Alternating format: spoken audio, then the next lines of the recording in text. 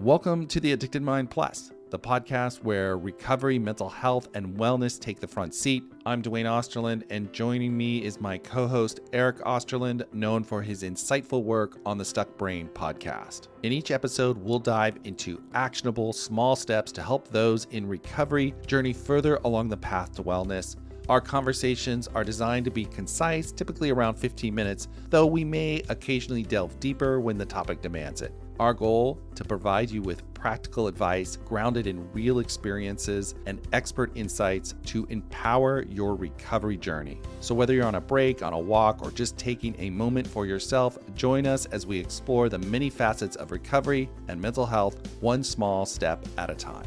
This is the Addictive Mind Plus, where your journey to wellness gets an extra boost. So let's get started.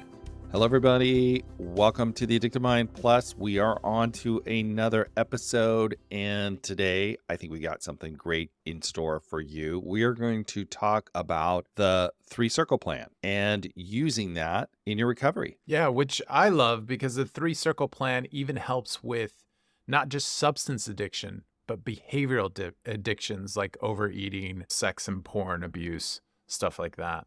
Yeah, absolutely. And what's also super exciting is that we have created a course to go along with this episode as well. We're both really proud of it. We think it's really going to help you. So we'll give you more details about that as we get to the end of the episode. But first, if you're struggling with your addiction and you may feel trapped in your compulsive behavior and you don't have a plan, I think it's important to be able to create one. And that's where the 3-circle plan comes in. You may not know what your sobriety is. You may be lost. It may be unclear, especially when we're dealing with behavioral addictions. You may find yourself slipping into old behaviors precisely because you don't have a plan and it's not well defined. And your addictive brain is getting the better of you. And you find yourself ending up in the space you don't want to be in, is going to create more pain and hardship in your life. And you may just not even know where to start. How do I write out a plan? And what are you talking about here? I don't even know what to do. Absolutely. And even if you're doing well, you still want to know how to niche it down and really know what behaviors are pushing you in the wrong direction. Like you said, with behavioral addictions, sometimes we don't even know what I consider to be, did I slip or not slip? Yeah, I mean, especially with behavior addictions, right? Because it's just not as clear. I think it's easier when you're looking at a substance use disorder. It's easier to say I'm sober, I'm not sober, I didn't use, or I have used. When it comes to behavioral addictions, it's a little different. It's a little more nuanced, but we still need to be clear about it. And I think that's really important. So let's just jump in and talk about what the 3-circle plan is. Now, people listening may have heard about the 3-circle plan before, especially if they are in a 12-step program for sex and porn addiction. They probably heard of it. They may not know what it is. If you're not in those 12-step groups, you may have never heard of what a 3-circle plan is. And so that's what we're going to go in today. Absolutely. So let's dive in. So let's talk about the 3-circle recovery plan. And it's a tool commonly used in addiction recovery, particularly by individuals dealing with compulsive sexual behavior. It's also been used by people in other addictions as well, like eating disorders, gambling, all sorts of things, because it's a helpful tool to conceptualize what your sobriety is and what it looks like for you. As I was saying earlier, when we're looking at behavioral addictions, it's not as easy to define what sobriety is. We need to be able to write that out. And especially when we're dealing with sex addiction, because sex is a part of our life. It's an important part of our life. So it's not something you just want to say no or yes to. You have to define what that is for you that feels right, that feels good, that feels healthy for you. And so you need a plan to do that. And that's where the circle plan comes in. Or more particularly, what they say is the 3-circle plan, because it has 3 main points to it. And so let's go into the first one. And this is the main part of it in a way. And this is the inner circle, or also called the red circle or the red zone. And this is the circle where you put all of the behavior that you want to say no to, behaviors that you identify as addictive or compulsive. These are the behaviors that you're going to abstain from. And you say to yourself, these are the behaviors I don't want in my life anymore. They're not helpful for me. They cause me more hurt and pain. They're addictive. They're compulsive. And I want to put these behaviors in there because if I am not engaging in those behaviors that I've put in my inner circle, I can say to myself, I am sober. That is my sobriety. I've defined it. What's important here is to look at this document as a living document, meaning that in the beginning, you may have behaviors in your inner circle that may change over time. But once again, it's about defining it for yourself so that when you're in that addictive brain and your addiction is maybe taking over, it's easy to look at this document and say, okay, you know what? This is where my sobriety is. There's a line in the sand. It's clear for me. At this moment, I'm going to follow my plan. Now, that may change over time, right? What Mhm. is maybe in the beginning not healthy for us may be healthy for us later as we understand ourselves better, as we consult with therapists and coaches and our peers. We may change that. But what I say usually with that, a good plan is to do that in consultation with others so that you can define that in a way for you that's helpful. You can look at all sides of it, do it in consultation. But once again, it's a document that says, for right now, this is my plan. I may Yeah. change it later, but this is where I'm sober. So that's the inner circle. That's the red zone we're going to say no to, and that defines your sobriety. So then we move on to the next circle, which is the middle circle. And what's important about the middle circle is, or yellow zone, some people call it yellow zone or yellow circle. This is where you put behaviors and processes that wouldn't really be considered a relapse, but are warning signs. They're like boundaries.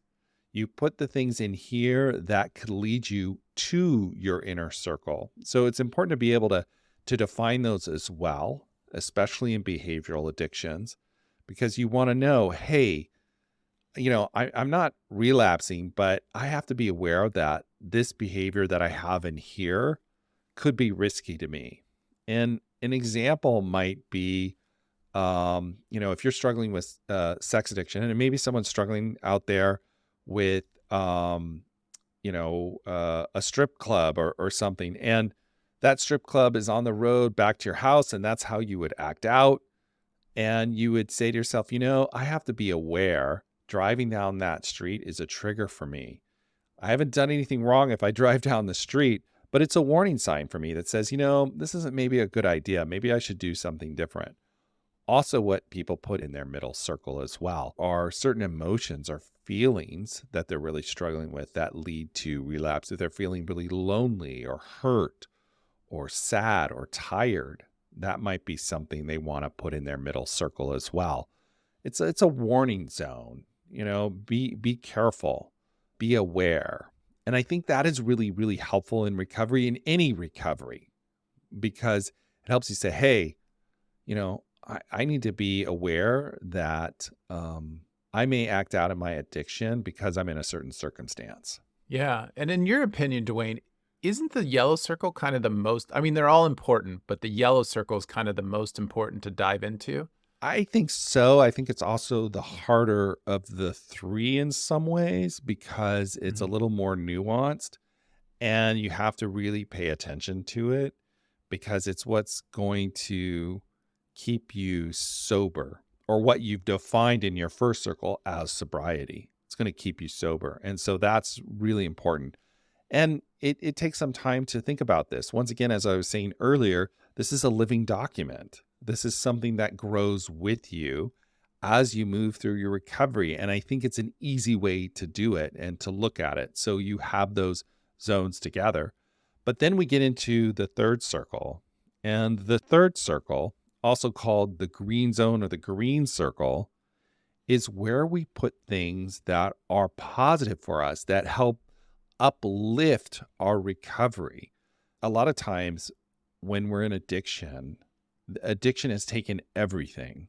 It's taken all the things that are good in our life that bring us joy and happiness. And oftentimes we don't know what those are anymore. So we need to start to define them. What's actually good for me? Where do I want to go? And so when you look at the green circle, you're looking at things and behaviors that are like therapy, coaching, 12 step, smart recovery, whatever it is, you're putting in there hobbies Mhm. that feel good for you, things that are positive, exercise.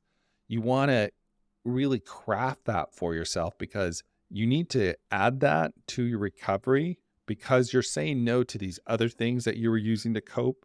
You need to be able to have something you're saying yes to that can say, hey, am I doing the things in my outer circle, in my green circle? Yeah.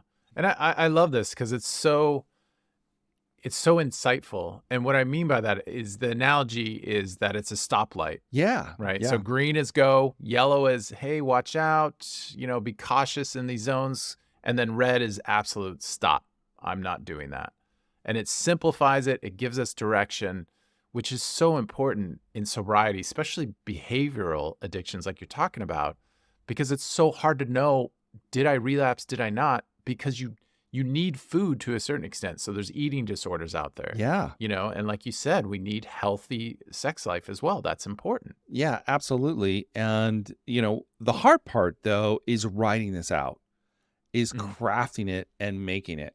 So many times when I'm working with individuals, they they know about a circle plan or they have some idea about it, but they don't actually do it. They don't actually write it down and make it concrete and put it on a piece of paper where they can read it and refer to it. There is something about doing that that makes it much more powerful.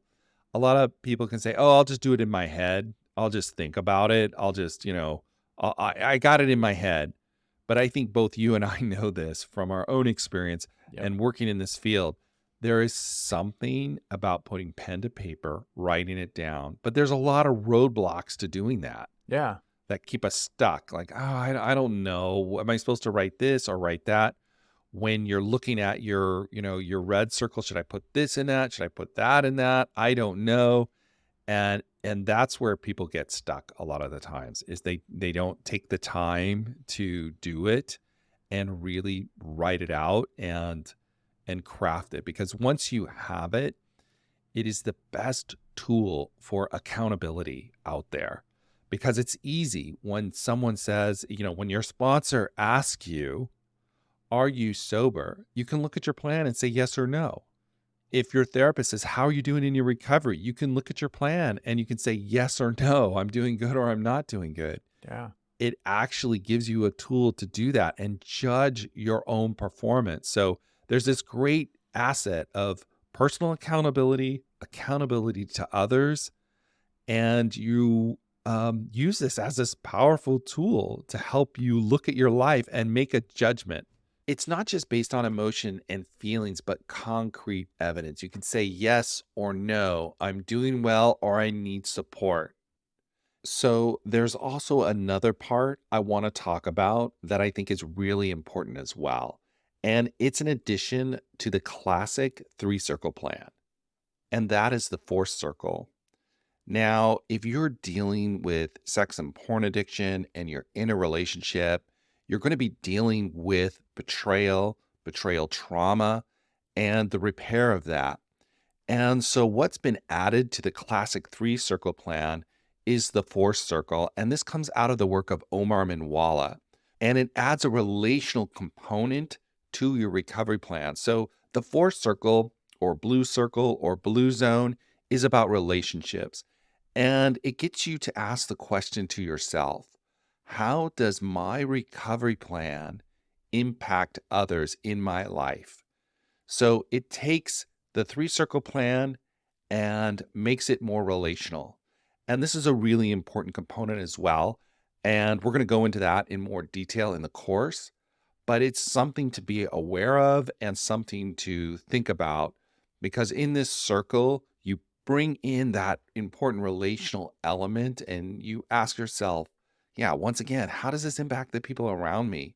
And I really believe one of the biggest components of healing from addiction is establishing strong and powerful relationships and understanding how we impact others and how we can nurture those relationships going forward.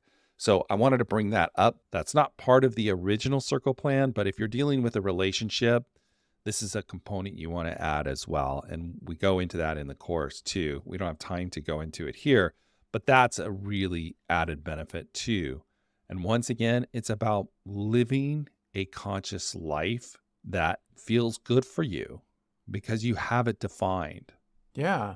And if you do this work, which I love, you're going to gain clarity around your behavioral patterns that lead to relapse. Yeah. That's one of the benefits you're going to get by doing this circle plan. Yeah, absolutely. Take the time, it's worth it. And that goes into the course that we created because I've worked with so many people that get stuck on creating a circle plan. It sounds so simple, yet you need some guidance to be able to walk you through it. So that's why we created this course. It's going to walk you right through it, help you do it, help you create it. I'm really proud of it. I know you're proud of it, Eric. Check it out in our show notes. Go there and sign up for it. I think it'd be really, really great. Yeah. And you can get that at theaddictedmind.com/plus. It's there as well. Yep, absolutely. So we hope this episode has been helpful to you, at least get you started in creating your circle plan. And once again, if you're getting a lot out of the Addictive Mind Plus, please rate and review us in whatever podcast app you're using right now. We'd really appreciate it. It helps people find the podcast, and it just means a lot to us as well. I would also like to say, don't forget, Duane, about our deep dives. Oh, yeah. I'm so glad you said that. I totally did forget about it. We have been creating a deep dive where we go in deeper about these episodes. It's on Friday. Once again, you can go to the addictivemind.com/plus and get the information and register where we go into details about this week's episode. And you can ask us questions. You can dive in. We dive into the topic a little bit deeper because these podcasts are so quick and they're only about 15 minutes. It's hard to really get into the nuance of it, but that's an opportunity to do it and hear from other people who are working on this as well. So join us there. The Addictive Mind Plus deep dive, go to theaddictivemind.com/plus and register. Absolutely. All right, everyone. Have a wonderful rest of your day. We'll talk to you on the next episode. See you on the next episode. Thank you for tuning into the Addicted Mind Plus. We hope today's episode has brought you valuable insights and a small step to support your journey in recovery, mental health, and wellness. For more information about this episode and additional resources, please visit our website at theaddictedmind.com/plus. And if there's a topic you're eager to hear about or a question you'd like us to explore, we'd love to hear from you. Reach out to us at theaddictedmind.com and let us know your thoughts. Your journey is important and we're here to support you every step of the way. Until next time, take care and keep stepping forward on your path to wellness.